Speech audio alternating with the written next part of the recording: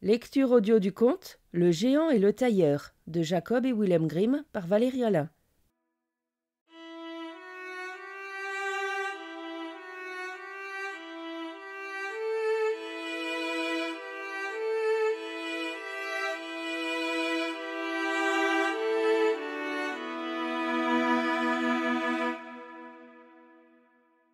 Un tailleur qui était grand fanfaron mais mauvais payeur eut un jour l'idée d'aller faire un tour dans la forêt. Dès qu'il le put, il quitta son atelier. Suivant son chemin, par-delà ponts et passerelles, tantôt ici, tantôt là, allant toujours plus loin. Quand il fut parvenu loin de la ville, il aperçut dans le lointain bleuté une montagne escarpée, et derrière elle une tour qui montait jusqu'au ciel et qui se dressait au milieu d'une forêt sombre et sauvage. « Diable !» s'écria le tailleur, « qu'est-ce que c'est ?» Et comme la curiosité l'aiguillonnait terriblement, il se dirigea tout droit dans cette direction d'un air décidé. Mais quand il s'en approcha, quelle ne fut pas sa surprise, au point qu'il resta bouche bée, ouvrant des yeux tout ronds, cette tour avait des jambes. D'un bond, elle sauta par-dessus la montagne, et c'est un imposant géant qui se trouva derrière lui. « Que viens-tu chercher ici, minuscule patte de mouche que tu es ?» cria le géant d'une voix telle qu'on eût dit que le tonnerre grondait de toutes parts. « Je viens jeter un coup d'œil pour voir si je peux gagner mon pain dans la forêt, » chuchota le tailleur. « Puisqu'il en est ainsi, » dit le géant, « tu peux entrer à mon service. »« Pourquoi pas, s'il le faut. Quel sera mon salaire ?»« Ce que tu auras comme salaire. Par an, tu auras 365 jours, et si c'est une année bissextile, tu auras un jour de plus.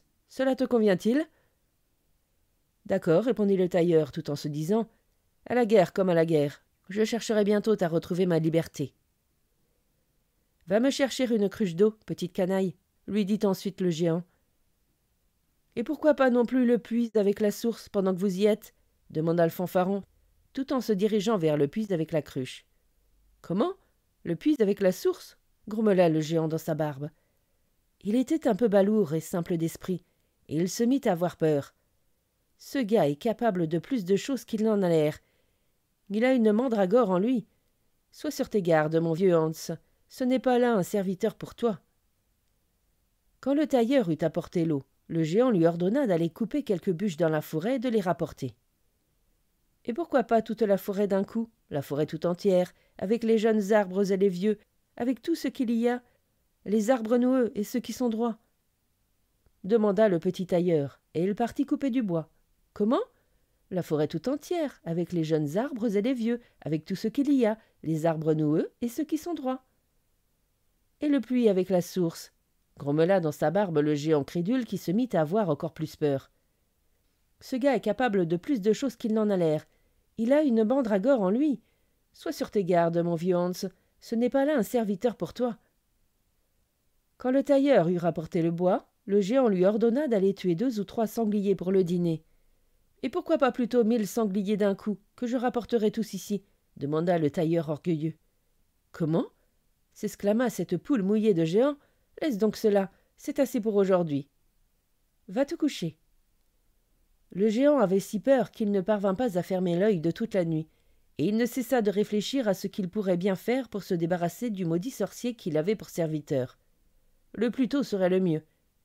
Et comme le temps porte conseil, le lendemain matin, le géant et le tailleur se rendirent près d'un marais autour duquel poussaient de nombreuses saules. Le géant lui dit alors : « Écoute un peu, tailleur. Assieds-toi sur une de ces branches de saule. Je donnerai n'importe quoi pour voir si tu es capable de la faire plier. » Et hop, le tailleur était grimpé en haut du saule. Il retint son souffle et se fit lourd, si lourd que la tige se courba. Mais quand il dut reprendre de l'air, comme il n'avait malheureusement pas mis de fer à repasser dans son sac, la tige le propulsa si haut dans les airs qu'on ne pouvait plus le voir, pour la grande joie du géant. Et s'il n'est pas encore retombé, il doit certainement encore planer là-haut, quelque part dans les airs.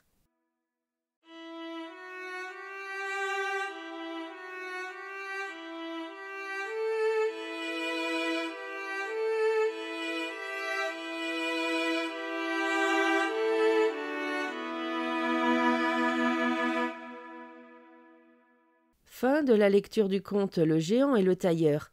Merci de votre écoute. Je vous rends vos oreilles. Cœur avec les doigts.